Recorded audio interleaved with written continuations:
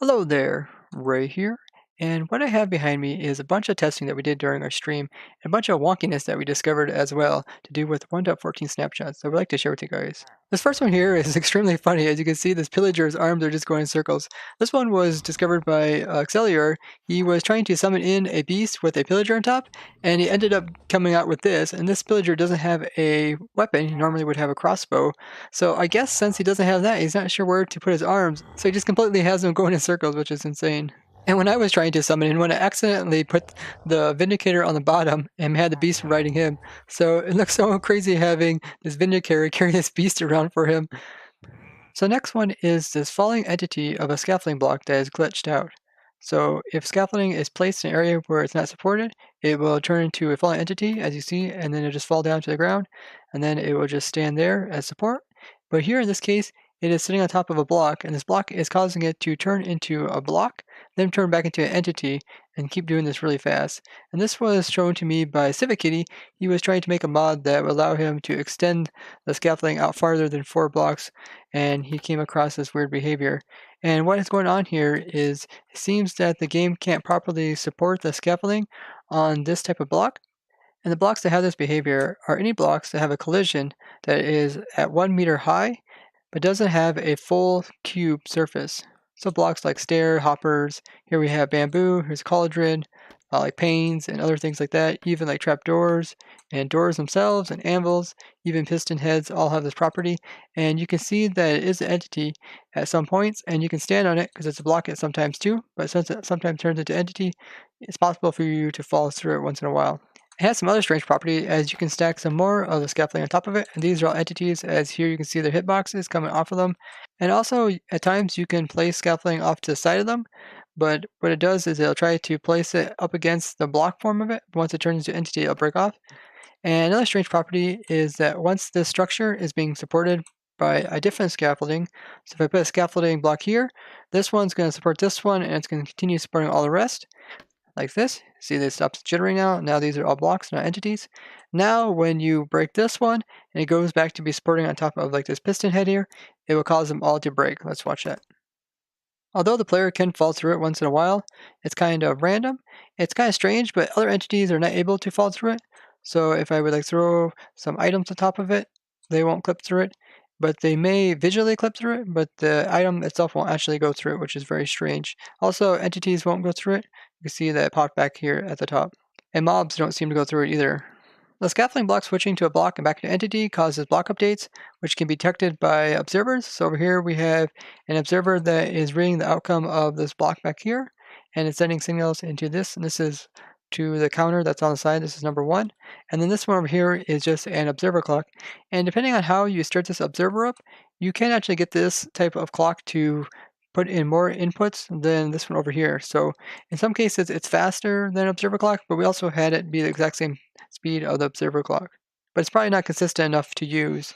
This next one here, as you can see, is floating scaffolding. There's no blocks underneath here. And it actually works. I can go inside of here, I can stand, and I can hop up. And I can not hop down though. That is because these are actually ghost blocks. So I made all these ghost block scaffolding by placing down scaffolding very quickly on some very strange blocks. So it's a bit odd, but scaffolding is actually able to be placed above some blocks, which you would think that would not support it.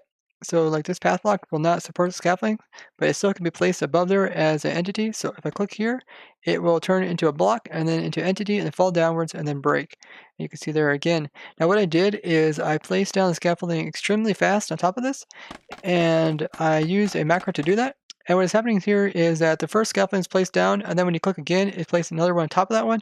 And by placing a whole bunch, the game thinks that some of them actually do make it into the game, client side at least, and it makes all these ghost blocks of scaffolding. And these are kind of cool because you can actually come up here and have floating scaffolding, but also you can actually jump down and go into different layers from the scaffolding, but you cannot go, like, can't shift to go downwards because the game doesn't really recognize the scaffolding below you as being like a scaffolding block, but you can always climb upwards, which is kind of weird. So you can see normally sand, if placed above blocks that cannot support it, would just sit up there and it wouldn't fall downwards, but when scaffolding, you place above it, it turns into entity and falls downwards and then it breaks. The next one I'd like to show you is just an odd behavior that seems to be consistent no matter what type of falling block entity and that is to do with snow layers. So I place down some snow layers, and then if I place down scaffolding, it will be placed above it, but then when it lands on it, it'll act very similar to that of like a fence gate or like a fence, any block that is slightly higher than one block. So like a gate can hold up sand as an entity, and so can like a wall here. And even shulker boxes has behavior when they're open up. They're a little bit taller than a normal block, and they have that collision box, so you can also place something like a falling block, and then you can see it can sit on top of it and has the ability to sit up there. Once you close it, it will go down and it will connect to it, which is kind of cool. Then you can still open up the shulker box because the scaffolding itself doesn't have any collision box. Just like you can't collide with it, also the shulker box cannot collide with it, so you can open up the lid, which is pretty cool. But I'm unsure why the snow layers have the same property where you can place it down and then place like snow above it, and it'll turn into a block and then turn into entity shortly after and just sits there. And also you can place like the scaffolding above a cobweb, and then it will turn into entity and just slowly fall through the cobweb, and it won't break off until it reaches all the way to the bottom and sees that it cannot occupy the same block as the cobweb. The next one I'd like to show you is odd behavior to do with scaffolding as well as the stonecutter block. Both these blocks have this property where you can place stuff like levers and redstone torches on the side of them as well as above them. You even place the ladders on them, which is a bit strange. And ladders can be placed on this one too, and from the inside you can actually come up against them. Also, since the scaffolding itself doesn't have any collision, you can go inside of it and you can bump up against the ladder too. And scaffolding themselves kind of have a ladder property where you can push up against the side, and you can also climb them. So if you just have blocks like this, and then you'd have scaffolding like this, and you just press forward, you don't have to hit the jump key or anything, you just press forward, it'll give you that ladder property where you can just slide right up on top of them. Now this is very similar to like the turtle eggs when they first came out. They also has property where you could stick stuff up against them, and I tweeted out a picture of a bunch of ladders around it making it look like a bird cage, but they eventually change it. So they might change this as well as these blocks kind of look odd with the torch kind of floating right here in the center, and you can also like tripwires on it as well. Another thing I noticed in the snapshot is that the doors textures, how they changed, and it's no longer consistent with the items. As you can see here is the item of the Acacia door. It has a little slit at the very bottom and then a big slit at the top. And they still got that slit at the top, but they don't have that slit at the bottom anymore. So they're probably going to have to retexture the items to match the block. Another cool thing that I found when we were looking at villages is we came across this village here, and this one has some different water lakes that are generated in it. And this water lake here, as you can see, generated and took out part of the door. So there's actually a half wooden door here. I've never seen a half wooden door come out of a village from water damaging it. Usually it will cut part of the side up, but I've never seen it do this before. And of course, there's some dirt in there with some grass as well. This is quite strange. You do see half doors in like strongholds, but I've never seen it in a village like this. It might have to do something with the generation changing, or maybe I just never noticed it before. You guys also pointed out that when we were reviewing these new blocks that came out, that you can look inside them, even though they haven't introduced their real function yet. So if I go into spectator mode and then I right click on them, you can see it says furnace, and there's currently like no slots that are showing for it, but you can see my inventory there as well. And you can do the same thing for like this one. This is, I believe that's a smoker, and it also says furnace, and they don't show any inventory. If you go to the barrel, you can see all the slots inside of it, and you can see it also says barrel. If you hook hoppers up to them and look inside, you notice that it doesn't show anything here, but these two slots of inventory now got replaced, and these are currently the ones that are being used to demonstrate what is going inside of the furnace. So this furnace here just ran out of some fuel, or ran out of some stuff to cook, so let's put in some more sea pickles, and you can see that the sea pickles are showing up here, and now it looks like it needs some more fuel, so if we put fuel into the back here, you'll see that the fuel shows up in this slot here. And same goes for like the blast furnace over here. You can see what's inside of it currently. You can even see what the outcome is. Got some lime dye there. And the barrel itself has its inventory up here. Now there is some strange behavior. If you would go into here and then you would try to like rearrange some of the stuff and you come out, it can actually change your own inventory. So notice how my inventory now has what was in there, but now it's in my own inventory. See how the stuff over here, notice how there's an armor stand here? Now if I go into here and you can see this inventory is placed over here, another inventory is placed right here, here's another inventory right here, and notice how the armor stand just vanished now? Now if I go back into my real inventory, notice how the armor stand got pushed off the edge. It is slowly taking away everything that's going inside my inventory. So let's go back inside of it again and look again. You can see that it is, yeah, indeed, it's pushing everything over. And now I currently have a map in my far out right hand. But everything that gets moved over is just visually. So I'm actually holding a map here in my hand, but what I'm really holding is actually a barrel. So if I click down, you can see there is a barrel there. And the weird thing is, if you click in your inventory, it doesn't actually go away. So the actual item gets placed there, which is kind of strange. So like this stuff doesn't go away. It's actually really there. So it's pretty much glitched out right now. Another funny thing, it has to do with the banners that you get off of the Illagers, and this is comes off of the patrol leader. I'll give you this one. It has gold lettering, and each of the things inside Minecraft kind of has a different color to go with a different symbol. So over here, I made an example.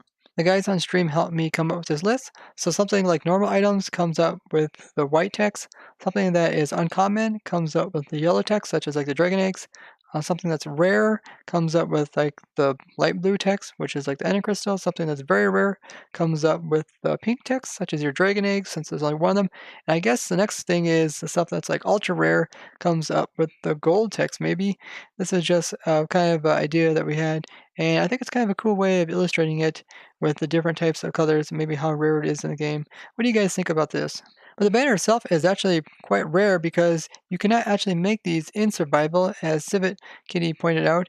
These consist of having 7 different layers, even though they only show 6 of them here. He says they have 7 different layers of things that you apply to it, and in survival they only allow you to go up to 6.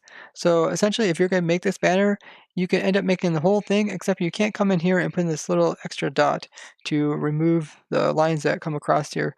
So it's not possible to replicate this without actually going to the Illager patrols and killing the leader to get one of these. And Dinnerbone made a remark about this on Twitter, saying he didn't do this on purpose, so it was probably a mistake, but they're going to leave it in the game. Now you also can take the banners and put them into shields, so you end up having a shield that cannot be typically made in survival. And the shield looks similar to it, but not exactly. The eyes are a little bit dull looking, but it looks kind of cool. And I would think if you have one of these banners, go ahead and make a shield out of it. It's a good way of showing it off. Although you cannot move the scaffolding with pistons and stuff, and you can't really move the blocks underneath them too well, you can go ahead and pulse this piston with a single game tick, and this will allow the block here to move into this location, and it won't update the scaffolding. So all I do is to update this piston, and this is just a really simple one game producing pulse. The way this works is that there's a piston here, another one here, and this one is being butted by this block up here, and this one is butting this piston over here. And what's going to happen is when you update this piston, it's going to see that's butted, it's going to move forward. Then this piston also, you're going to see that he's being butted from the block up here, and then he's going to move the block away all in the exact same tick. This will allow it so that this piston will lose its power immediately after, allowing him to so-called zero tick the block forward into this position. So if I place a block here, update it, you can see that it moves the block over here and the scaffolding does not break. Mobs can climb up scaffolding if they try to path find, such through a corner here, and in case they're going to try to walk up against this wall, and then the ladder effect of the scaffolding is going to allow them to climb it. So here you can see a zombie climbing up it, and what I did is just have him put inside here, and he's trying to chase after his villagers, so he decided to try to walk up against it. Here you can see him going as well. He's trying to pathfind to this corner, so they can climb up it and use the ladder effect similar to them being like inside of a ladder. Wonkiness with a 1.14 snapshot. Tell me what you guys think about this down in the comments, and if you guys found this interesting, show me the like and share this with others. And be sure if you haven't already subscribed, go ahead and do that. Bye bye!